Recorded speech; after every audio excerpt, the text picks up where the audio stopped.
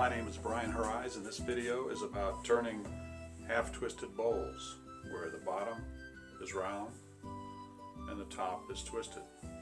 You can get a variety of finishes and openings. Here we have a natural edge top with an upper twist and a round bottom. And it all starts with a basic twisted shape that's done with 3-point off-center turning. I'll assume you have some knowledge of the 3-point off-center turning, and I'll give you some references if you need to practice this, but I highly recommend you become familiar with this and practice on some blanks before you try the half-twist bowl.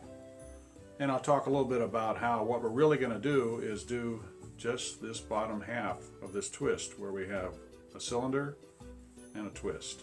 So let's get on with it. Thanks. Here's the links on my website where you can read more about doing a spiral twist. Now for the twist. If we have 3 axes separated by 120 degrees and they're straight, we get this nice shape of 3 intersecting cylinders in a triangular shape. On the other hand, if we twist them 120 degrees, we get this beautiful spiral. Geometry works for us here. Turning a cylinder, there's a lot of wobble. You can handle it. But when I started looking at a bowl blanket so short, there's excessive wobble. It really wasn't workable. So how could I go from a straight cylinder to a bowl? I turned one, which is twisted on the top and a round on the bottom, so I thought, why not add a sacrificial top and bottom to a bowl blank, and that might accomplish it. Here's the basic blank mounted on center with extensions. The bottom was turned on center to the desired shape and sanded, and the top slightly tapered. There's a turn sequence that's shown in the chart above to make sure we get the right twist.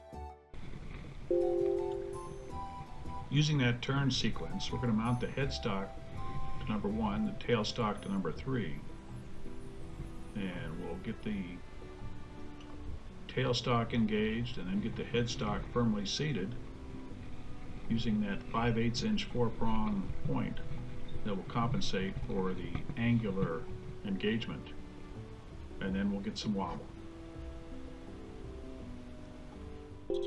So let's make the first offset cut using a bowl gouge. 3/4 inch should work fine. You're going to start roughing the curve but not trying to get the final edge, and you're turning air, basically turning a shape towards a shadow as shown here.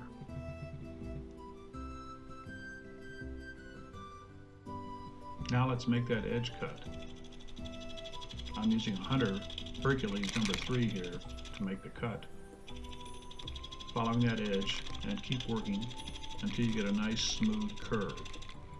This is the transition between the circular section and the twisted section.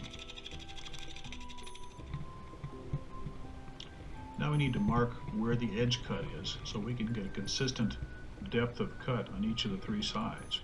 You can mark it on the tool rest if you're not going to move the tool rest, but also as you turn each side, calipers should be used to verify that you've got the same depth of cut between each of the 3 surfaces we've turned here using the same basic method.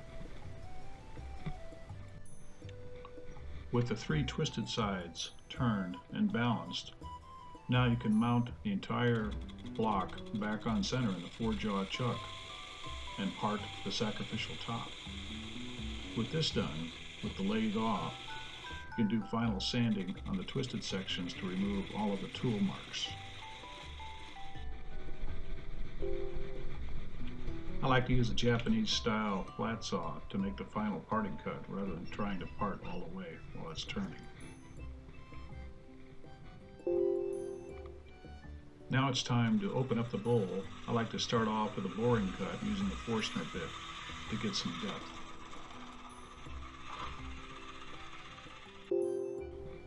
I like to open up the top of the bowl to get near the natural edge using one of my favorite tools, a large negative rake scraper. You can use one of your favorite tools to accomplish the same thing.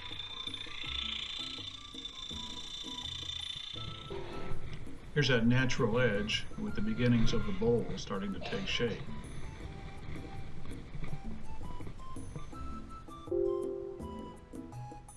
Here's a slightly different end treatment you can achieve by opening up the top more and then cutting and carving the edges of the bowl to give it an organic shape. The sky's the limit. Here's some finished products turned using this technique. You can see these 3 bowls all have unique character. Then you can integrate some additional details like dovetails and a twist with a cylindrical bottom. Again, the sky's the limit. Well, that's the process, and hopefully those video clips and the tutorials gave you some idea of how to make the half-twisted bowl. Here's the object we used in the demonstration. You can see the top is twisted and the bottom is cylindrical. Still needs some finishing inside, but I didn't want to walk you through all of that and bore you to tears. I think you understand you can open up the bowl and then work with this rough edge if you want to leave that there. We also talked about how to finish the top with different shapes, carving and shaping it. And if you want more information, go to my website, www.horais.com, and you'll see some other examples in there,